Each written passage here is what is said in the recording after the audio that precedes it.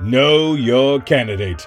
Presented by Portland is Possible, broadcasted by XRAY FM. In this segment, we offer a brief background on the visionary candidates that are proudly standing and running for the acclaimed Portland Area City Council. For now, we have a candidate of District 4 that incorporates downtown, Slabtown, Chinatown, Lincoln, Hillsdale, Eastmoreland, Goose Hollow, and the Pearl District. My name is Chad Lykins. I'm running for Portland City Council in District 4. Which industry should we focus on growing here?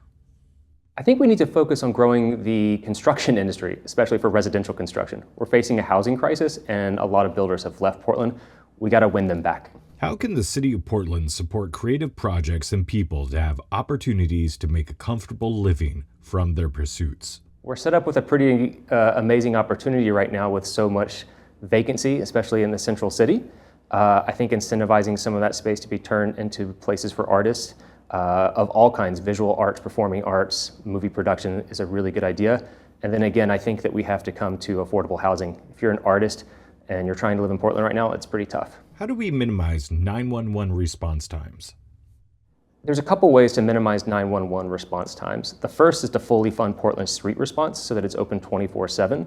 When they're actually in operation, there's a drastic reduction in calls to the police department.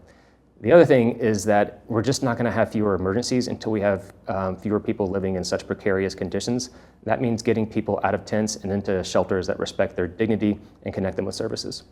What is your vision for how Portland transforms in the next 10 years?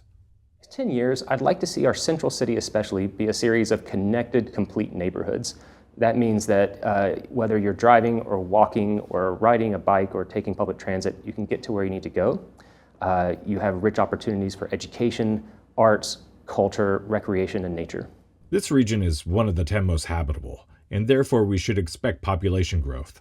What is our responsibility to accommodate people who want to call Portland home? Over half the people that live in Oregon right now aren't from Oregon, including me. I moved here over a decade ago because I wanted to be in a place that would be like a third parent, like wrap up my kids in their values. I think we have a really big responsibility as the rest of the nation is getting hotter, and we're getting hotter.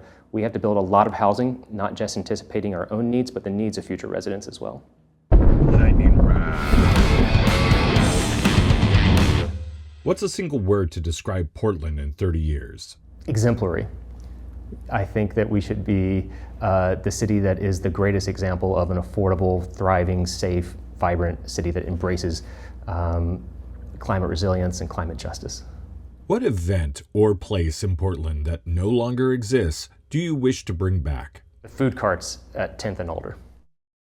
What's the last show or performance you saw? Broke Gravy at Kickstand Comedy Club. Should the President Teddy Roosevelt statue come back? No, I don't think so.